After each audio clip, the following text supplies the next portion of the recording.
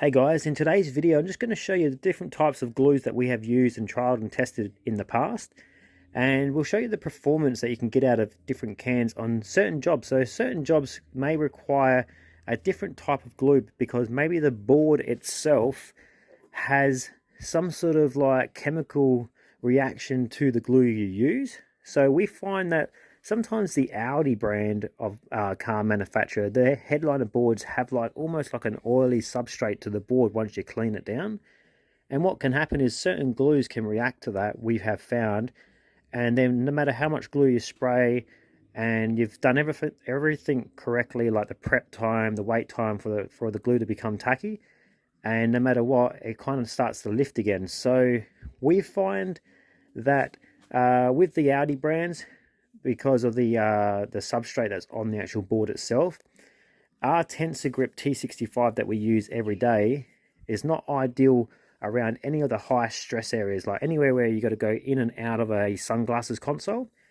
So we normally switch to like the 3M High Tac 76 in those stress areas, and we do a coat of this good spray. Like these are more expensive usually, and we just do a bit of a coat in those high stress areas, allow it to become tacky, and then we might finish the whole job off with just what we usually use. The reason we use this product is because we buy it in a 20-litre canister that's like a massive aerosol can, has a gun and a hose fed from it. There's no sound, there's hardly no smell, it's very low on the toxic level as well. So we just base it on convenience, and it's a really good product as well.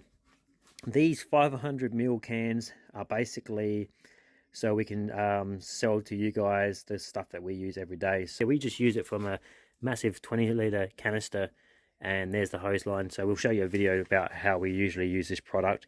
And if you want to get your hands on this product, you just jump on their Tensor Global website, and there should be a list of local suppliers hopefully in your area. So this is best described as using like a massive aerosol can.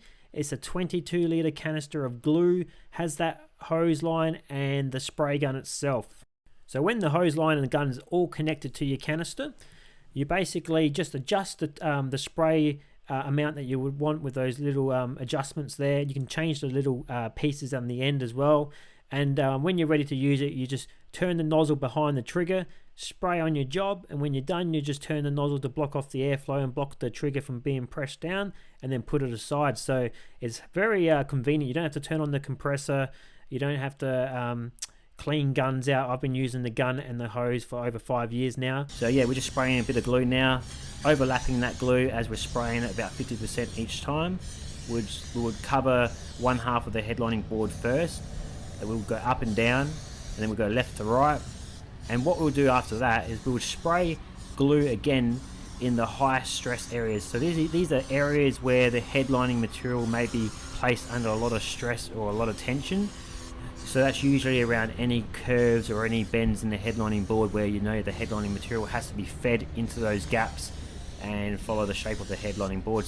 So these other ones, they sort of like, they bond, and then like there's no tolerance in like you can remove the material if you've made a mistake. This one here, you spray it straight away, it's ready to be stuck down. However, we find that if you've made a mistake, you can rip it back up and then re-stick it again. So the glue stays tacky longer. It has more convenience of use, as in if you've made mistakes, you can kind of recorrect yourself. Where the other brands like the Permatex and the 3M, the difference between those ones, they're great products, but as soon as they go tacky, so you have to spray it and you can't use it straight away, where say like this one, you can use it straight away. With those ones, the Permatex and the 3M, the difference between those buggers are they're great products, but you spray them and then you got to wait for a certain duration of time for the glue to become tacky. And then once you stick your material down, it's kind of like if you've made a mistake, you can't kind of rip it up. There's no tolerance there.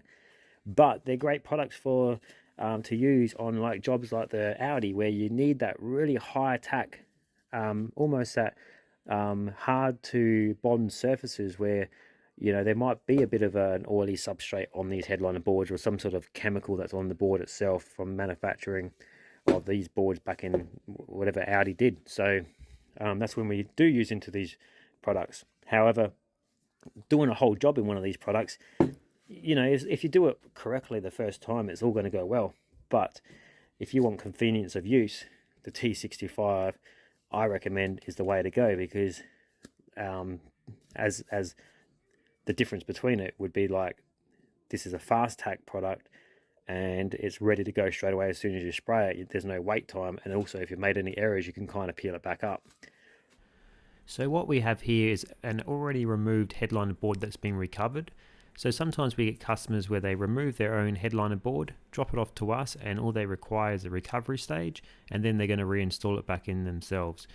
This one that we're looking at right now is basically classed as a specialist job. This would be the Volkswagen Passat or Jetta, and they also come out in those Touaregs and the Tiguans as well. And what you can experience is basically during the recovery stage, you can get slight lifts on some of the jobs in problem areas where it kind of goes around any of those high stress areas, around the sunglasses consoles, around the grab handles, anywhere that it's got to have a lot of lift and a lot of curvature to the board.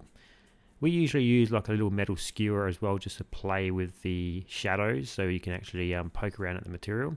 This job that we're looking at right now is just a standard forward territory, and you can see those raises are much more like less, and they're actually more gradual as well. So you're not going to get any issues with any of those standard boards. But when you're dealing with jobs like this one that we're looking at right now, which is the Volkswagen Tiguan, you can see that there's a massive raise, and it's quite like on a 90-degree angles as well. So you're going to need really good material. So our material that we stock is the best material that can apply to these type of jobs. However, even having the best materials and the best glues, you're still going to run into some problems as well. Just trying to, because you only get like one shot at laying this material, and you need to get it in the first shot. And that's why I recommend using the Permatex and the 3M glues around any high stress areas. The T65 is just not going to cut it. Yeah, you need to use the T65 is great on flat surfaces or any standard jobs, but when you're dealing with specialty jobs, you can spray your T65 TensorGrip in any of the flat surfaces and also in those high stress areas. But first, I always recommend spraying like the Permatex or the 3M 76 as well in those high stress areas. This board that we're looking at right now is the Audi board, and they can have like an oily substrate to the board, so you can sometimes not get a tight finish around the bends with the material. And you can slightly see here that there's just a bit of sponge effect to it, like it's not 100% tight into those gaps. And all you do here is like normally just get it as 100% good as possible, but we also use a metal skewer, an upholstery skewer, to poke around at the material, and you can actually change the shadows that you're experiencing. Most of these jobs always look their worst out of the car. That's also a good tip as well, because the lights are hitting it, you're seeing all these different shadows. The plastics haven't been bolted on, like that front section there would have a massive plastic piece that covers the whole front section. The grab handles would have the grab handles installed, so you won't even see no corners in the grab handle recesses area. So they always look their worst once they're out of the car, and once they're installed in the car, you've got much less lighting hitting the board, so you've only got your interior lights on, and that will hide any of the slight lifts that might be in the fabric around those higher stress areas. So yeah, once installed, along with the shadows in the car, it hides it completely. However, it's not ideal, and that's why we're just showing you guys here what you can experience. This one's turned out perfect. All the jobs have turned out perfect, but it's more or less just showing you what it looks like out of the car compared to what it looks like in the car. And we'll go ahead now and we'll show you what this job we're looking at right now looks like once it's installed in the car. And you'll see that there's a massive improvement in the way it looks, just due to basically the lighting and the shadows that are hitting the board itself. So there it is installed.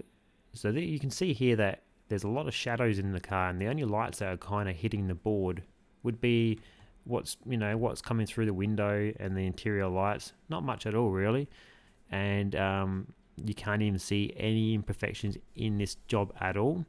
But when it was out on the bench, you could slightly see the imperfections. So that's the advantages of just going through the reinstall stage and just getting the job back in there, then looking at the job from another perspective and see if it looks good or not. Thanks for watching, guys. See you in the next video.